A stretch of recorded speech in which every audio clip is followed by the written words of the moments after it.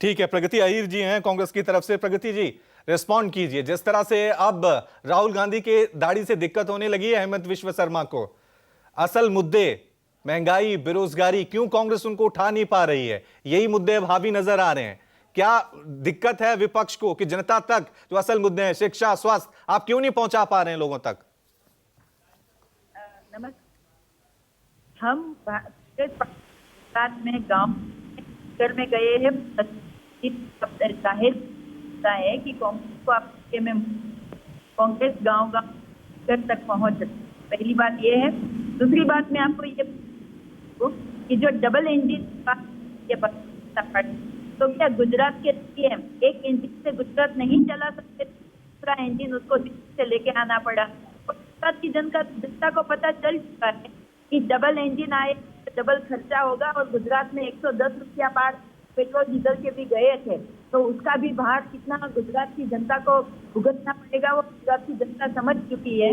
अगर कांग्रेस पार्टी ने अपना काम नहीं किया होता और गांव तक नहीं पहुंची होती तो प्रधानमंत्री जी को भूल जाते कि वो देश के प्रधानमंत्री है। वो सिर्फ भारतीय जनता पार्टी के नेता बनकर आज गुजरात में प्रचार कर रहे हैं। देश का क्या हाल चाल हो रहा है वो उसके ध्यान में नहीं है। इकोनॉमी लेवल हमारा रुपया 70 से गिर रहा है, पर वो प्रधानमंत्री जी को दिक्कत नहीं है। उसको तो सिर्फ और सिर्फ गुजरात की सत्ता चाहिए। अगर भारतीय जनता पार्टी ने विकास का काम किया होता तो प्रधानमंत्री जी, गृह मंत्री जी और सारे मंत्रियों को गुजरात में चेहरा नहीं डालना पड़ता। उसका ध्यान आज देश में होता, नहीं कि गुजरात इलेक्शन में होता। अब भारतीय जनता को पता चल चुका है कि गुजरात की जनता उससे त्रस्त हो चुकी है। और माननीय प्रधानमंत्री जब गुजरात के सीएम थे, उसके बाद जब से वो दिल्ली में गए उसके बाद में 3 चेहरे मुख्यमंत्री के बदल दिए गए हैं। आनंदीबेन को भी पूरा समय कंप्लीट नहीं करने दिया। फिर रूपानी जी को भी 5 साल तक उत्सव मना के फिर तुरंत ही उसको निकाल दिया गया और अभी भूपेंद्र भाई को लाए। और उसका भी गुजरात की जनता को पता है कि हम जिसको मैंडेट दे, जिसको हम लाएंगे वो हमारे 5 साल तक सीएम रहेंगे कि नहीं, वो गुजरात की जनता को भी पता चल चुका है। प्रगति जी, मेरा सवाल यही है ना कि जनता तक आपका मैसेज क्यों नहीं पहुंच पा रहा है? बीजेपी वालों को देखिए, आप खुद ही अपने मुख्यमंत्रियों को बदल देते हैं, फिर भी वो उत्तराखंड में जीत जाते हैं। गुजरात में भी यही किया उन्होंने, खुद ही अपने मुख्यमंत्रियों को बदला है, लेकिन फिर भी उनकी जो रणनीति है वो कांग्रेस से ज्यादा हावी नजर आ रही है। आप मैसेज क्यों नहीं पहुंचा पा रहे हैं? आपके पास गुजरात में आज कोई चेहरा नहीं है। ऐसा कोई एक चेहरा बताइए जिसके नाम पे आप चुनाव लड़ सकते हो। Rahul Gandhi last time entry कर रहे हैं। वही तो कह रहा हूं ना, रणनीति के मामले में आप क्यों पिछड़ जा रहे हैं? रवि जी, छत्तीसगढ़ में हमारे पास कहाँ था? तब से आप सब मीडिया में बोल रहे थे कि छत्तीसगढ़ में कांग्रेस के पास में कोई चेहरा नहीं। आज देखिए बघेल जी कैसा छत्तीसगढ़ चला रहे हैं, कितना नक्सलवाद को खत्म कर दिया है, कितना लोगों का काम किया है, किसान के देवे किसानों के लिए कितनी सुविधाएं लाए है।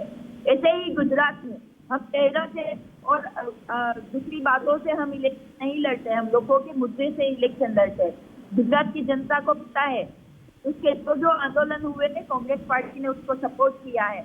उसका जो भी प्रॉब्लम हुआ है कांग्रेस पार्टी उसके पास में खड़ी रही है। आप देख लीजिए गुजरात में लोगों के मुद्दों के लिए चुनाव लड़ रहे हैं, तो 27 साल से विपक्ष में क्यों है? यही तो हम सवाल पूछ रहे हैं ना।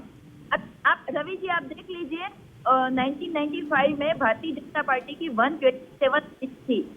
उसके बाद में 3 बार नरेंद्र मोदी जी गुजरात के सीएम बने, फिर भी लगातार उसकी सीटों में कम हो गई है।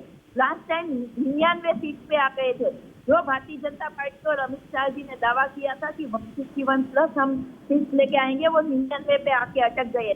और इस बार गुजरात की जनता कांग्रेस को सत्ता में लाएगी और कांग्रेस पे भरोसा करेगी।